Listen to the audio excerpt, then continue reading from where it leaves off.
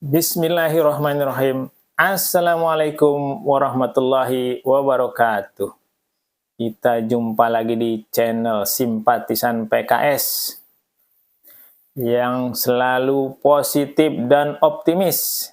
Ya, itu ciri khas simpatisan PKS. Demikian pula para anggota-anggotanya senantiasa berpikir positif dan selalu optimis.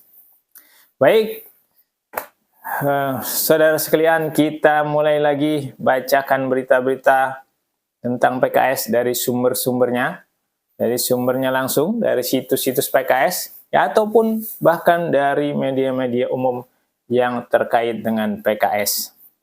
Baik, kita mulai saja. Kita saksikan. Ya, kita langsung menuju ke situs PKS ID.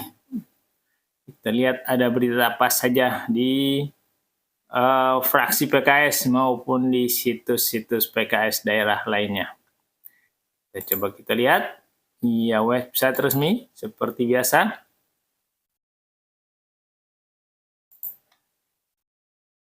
Ya, kita masuk ke fraksi PKS. Di fraksi PKS, kita lihat ada berapa berita hari ini, 2 Januari 2025. Ya. Ini yang pertama, ada babak baru sengketa PT Vale Indonesia. Anggota fraksi PKS dari Tanah Malia ke Jakarta. Ya. Anggota Dewan Perwakilan Rakyat Republik Indonesia DPR RI dari daerah pemilihan Dapil Sulsel 2, Ismail Bakhtiar, melalui akun Instagram IG-nya mengemukakan setelah menempuh perjalanan darat dan kapal selama 22 jam, akhirnya tiba di wilayah sengketa warga Tanah Malia dengan PT Vale Indonesia. Itu berita yang ada. Kemudian ada apa lagi di fraksi PKS? Anak PKS optimis bidang hukum lebih baik di tahun 2025. Ya, itu kan selalu ada optimis, positif, yaitu ciri-cirinya. Jadi semua dipandang baik ya. Selalu optimis, selalu positif. Ya. Anggota Komisi 8 Dewan Perwakilan Rakyat Indonesia Republik Indonesia ini dari fraksi PKS, Meti Rahmatia, menyatakan optimis pembangunan bidang hukum akan lebih baik di tahun 2025. Ya, yang ketiga, berita tanggal 1. Yang tanggal 2, nanti ada 2 berita itu. Ya, nanti kita lihat mana yang menarik untuk kita bacakan. Kita coba cari dulu yang lain. Kita back dulu ke wilayah mana nih? Sumatera Barat. Coba kita lihat Sumatera Barat. Sumatera Barat itu Sumbar. Nah, ini. Ada berita per tanggal 2. Ya, ini. Tanggal 1 Januari ini. Nah, PKS Sumbar optimis. Nah, demikian kata-katanya, selalu optimis. Ya, selalu optimis, positif. Itu dia ciri-ciri PKS, kadernya, anggota-anggotanya maupun simpatisannya selalu optimis. Ya, ini kita lihat mana tadi. Nah, ini. PKS Sumbar optimis sambut 2025. Mulyadi syukuri prestasi, perbaiki dan evaluasi. Ini Rabu Januari 1, 2025. Berita yang lain, kabar duka suami Ketua Kaderisasi PKS Koto Tengah wafat. Innalillahi wa inna ilaihi raji'un. Itu di Sumbar. Kita cek lagi nanti yang mau kita baca yang mana, kita cek lagi yang lain. Ada berita apa lagi di mana tadi ini? Coba kita lihat di Kalimantan, ada nggak Kalimantan? Kalimantan Barat. Adakah berita di Kalimantan Barat?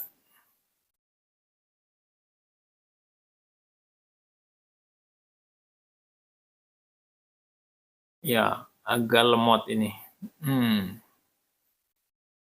Sinyalnya agak lemot.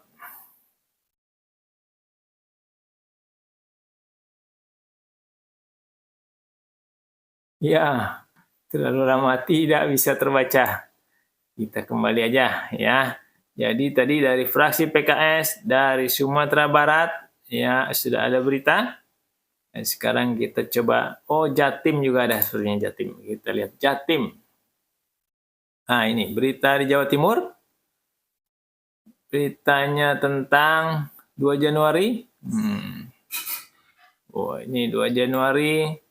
PKS Jatim gelar Kemah Bakti Nusantara, upaya siapkan anggota terbaik bangun bangsa. Nah, ini kegiatan PKS memang tidak ada habisnya, tidak ada senggangnya. Waktu senggang digunakan Kemah Bakti Nusantara, Masya Allah.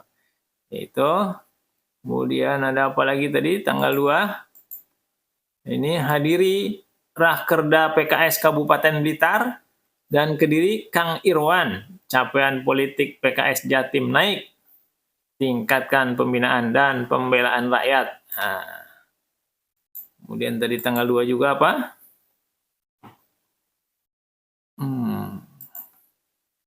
Tanggal 2 juga di Jawa Timur. Nah ini, Sambang ke Republik Durian. Masya Allah ada Republik Durian. Kang Irwan, integrasi farming durian peluang luar biasa. Ada musim durian, musim hujan. Baik, kita masuk dulu ke beritanya fraksi PKS kembali. Kita baca coba. Fraksi PKS ya. Berita yang kedua dulu nih, yang optimis-optimis. Ya, kita baca. Kita buka. Anak PKS optimis bidang hukum lebih baik di tahun 2025. Ya, insya Allah. Ya, optimis. Makassar, 2 Januari, anggota Komisi 8 Dewan Perwakilan Rakyat DPR RI dari fraksi PKS Meti Rahmatia menyatakan optimis pembangunan bidang hukum akan lebih baik di tahun 2025. Tahun 2024 boleh berlalu, tapi berbagai masalah yang mendera bangsa Indonesia di tahun itu masih menjadi tanda tanya publik sampai hari ini, pungkasnya. Di antaranya, Imbuh Meti adalah pembangunan di bidang hukum, khususnya terkait penegakan supremasi hukum yang adil, transparansi, penyalahgunaan wewenang aparat hukum, pelanggaran hak asasi manusia, kekerasan terhadap perempuan, kepastian hukum, tata kelola lembaga pemasyarakatan, dan rumah tahanan, dan lain macamnya. Apakah pemerintah mampu menyelesaikan berbagai soalan itu di tahun 2025? Walau tak sepenuhnya menjawab pertanyaan di atas, ujarnya, hal itu ia sampaikan kepada media di sela-sela acara zikir dan doa akhir tahun keluarga besar Masjid Darul Ikhlas di Makassar, Kamis 31 Desember 2025 lalu.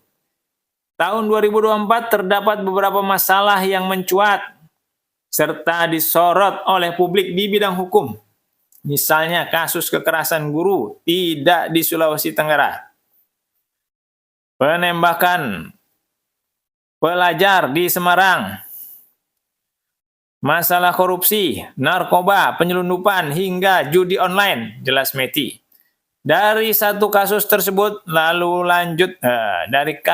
lanjut Meti sudah memuat banyak masalah yang dipertanyakan oleh masyarakat.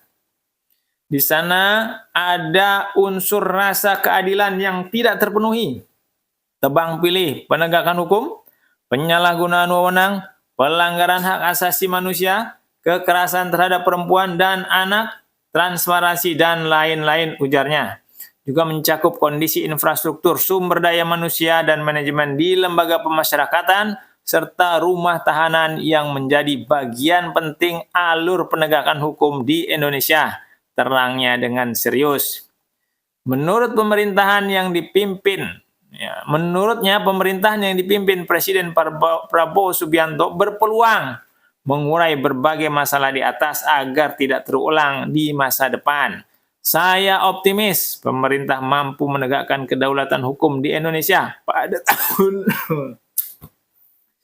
Saya optimis pemerintah mampu menegakkan kedaulatan hukum di Indonesia pada tahun 2025, pungkasnya. Pandangannya itu, kata Meti, didasari sejumlah alasan. Di antaranya adalah keputusan pemerintah yang telah membagi kementerian bidang ini menjadi 3, yaitu Kementerian Hukum, Kementerian Hak Asasi Manusia (HAM), dan Kementerian Imigrasi dan Pemasyarakatan. Ketiganya di bawah Kementerian Koordinator Bidang Hukum, HAM, Imigrasi, dan Pemasyarakatan. Menurutnya, pembagian ini menunjukkan niat dan upaya serius dari pemerintah dalam mendorong penyelesaian bidang hukum secara tuntas dan berbasis pada masalah. Karena masalah di bidang ini sangat kompleks, maka kementeriannya dibagi 3. Tujuannya agar lembaga dan sumber daya manusia di kementerian tersebut bisa bekerja lebih fokus, jelasnya. Sebagai anggota DPR RI, Meti mengaku mendukung kebijakan tersebut. Sebagai mitra di Komisi 13, saya sangat mengapresiasi pemerintah. Pembagian kementerian ini memudahkan anggota DPR RI menetapkan masalah yang diserap dari masyarakat, ungkapnya. Komisi 13 tempat Meti tergabung sebagai anggota adalah komisi yang baru dibentuk menyusul beberapa perubahan struktur kementerian di bawah kepemimpinan Presiden Prabowo Subianto. Komisi ini bermitra dengan Kementerian Hukum, Kementerian HAM, Kementerian Imigrasi dan Pemasyarakatan, Kementerian Sekretariat Negara, Lembaga Perlindungan Saksi dan Korban, Badan Nasional Penanggulangan Terorisme, Badan Pembinaan Ideologi Pancasila, Sekretariat Jenderal DPD RI, Sekretariat Jenderal MPR RI, dan Kantor Staf Presiden. Menutup keterangannya pada media, Meti kemudian menyatakan siap memperjuangkan aspirasi dari masyarakat yang diwakilinya dalam pembangunan bidang hukum ini. Doakan semoga Allah Subhanahu wa Ta'ala selalu memberikan kesehatan sehingga di tahun 2025 saya bisa menjalankan amanah dengan baik sebagai perwakilan rakyat di parlemen dan memberikan kontribusi dalam pembangunan bidang hukum, jelasnya penuh harap. Ya, kita doakan Ibu Meti bisa membawa aspirasi masyarakat, ya, diberikan kesehatan sehingga mampu menyuarakan aspirasi masyarakat yang mengutusnya, begitu. Ya, baik, kita langsung saja ya. Kita ini tadi judulnya Aleg PKS optimis bidang hukum lebih baik di tahun 2025. Kita kembali kita lihat lompat ke Jawa Timur, ya. Ke Jawa Timur ada berita. Kita lihat di sini, ya, yang tadi kita coba baca di antaranya mengenai kegiatan Kembara. Coba tadi mana? Nah, ini dia. Kita klik ya. Kembara, ya. PKS Jawa Timur gelar Kemah Bakti Nusantara. Upaya siapkan anggota terbaik bangun bangsa. Ya, memang PKS selalu ada kegiatan, ya. Nggak mengenal waktu pilkada, pemilu, ya, selalu ada kegiatan. Baik, kita baca kontennya. Partai Keadilan Sejahtera PKS punya banyak cara untuk menyolidkan anggotanya. Salah satunya dengan Kemah Bakti Nusantara, Kembara, untuk anggota utama PKS Jatim yang digelar Sabtu Minggu 28-29 Desember 2024 di Blitar. Ketua DPP PKS Jawa Timur Irwan Setiawan dalam kesempatan itu memberikan arahan kepada peserta yang hadir. Menurutnya, kegiatan ini dilaksanakan sinergi dari 3 bidang sekaligus. Bidang kaderisasi, kepanduan, dan kesejahteraan sosial Kesos DPW PKS Jawa Timur. Ya. Kang Irwan mengaku bahwa digelarnya Kembara PKS Jawa Timur ini yang kesemuanya dimaksudkan untuk konsolidasi, untuk menyiapkan kader-kader yang terbaik dalam membangun bangsa. Momentum politik tahun 2024 ini adalah momentum politik terakhir, yaitu Pilpres, Pileg, dan Pilkada.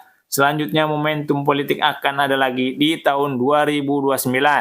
Oleh karena itu, akan ada banyak waktu untuk mengoptimalkan peningkatan kualitas dan kuantitas para anggota, termasuk para anggota utama. Ya, jadi waktunya diisi untuk meningkatkan kualitas dan kuantitas para anggota, ya, termasuk anggota utama. Anggota utama ini adalah anggota jenjang tertinggi di keanggotaan PKS, gitu ya. 5 tahun ke depan harus mampu memproduksi anggota lebih banyak lagi. Begitu juga kualitasnya harus jauh lebih meningkat. Alhamdulillah situasinya akan sangat kondusif katanya. Irwan menyampaikan sebagai anggota PKS akan memikul amanah besar untuk terus bergerak, memberi manfaat dan menjadi teladan dalam masyarakat, baik dalam sektor sosial, politik maupun kemasyarakatan. Menurutnya, kembara ini diharapkan bisa dijadikan sebagai sarana untuk meningkatkan kualitas diri utamanya dalam menjaga kesehatan dan kebugaran, sehingga menjadi satu habit dalam keseharian kader PKS Jatim. Ya, tidak lupa ya untuk menjaga kesehatan dan kebugaran. Dilakukanlah nih kembara. Ya, Jatim lebih dulu daripada daerah-daerah yang lain rupanya. Momentum Pileg 2024 menghasilkan capaian yang perlu disyukuri dan dioptimalkan. Untuk kursi DPR RI meningkat dari 2 kursi menjadi 5. Kursi DPRD Provinsi dari 4 kursi menjadi 5 kursi. Dan dari kursi DPRD Kabupaten Kota tetap 104 kursi. Begitu pula dalam momentum Pilkada, PKS berhasil meraih kemenangan untuk 27 paslon yang diusung dari 39 paslon. Ya, jadi menang juga ya, menang banyak berarti. Semua hasil ini mensyukuri hasil dari momentum Pileg dan Pilkada serentak 2024. Selanjutnya perlu terus ditingkatkan sinergi dan kolaborasi untuk membangun bangsa dan Jawa Timur. Harapannya semakin bertambahnya anggota Dewan PKS baik di tingkat kabupaten kota, provinsi maupun pusat akan semakin banyak masyarakat yang diperjuangkan aspirasinya. Semakin banyak kepala daerah yang diusung PKS menang, akan semakin besar kesempatan untuk memajukan daerah, pungkas Kang Irwan. Ya, jadi cukup besar ya, 27 bagi 39, ya lebih dari 50%, 60% ya dimenangkan oleh pasangan-pasangan yang diusung oleh PKS di Jawa Timur. Ya, semoga ya terus makin baik, makin bisa memperjuangkan aspirasi masyarakat, memperjuangkan segalanya untuk masyarakat di Jawa Timur tentunya khususnya ya.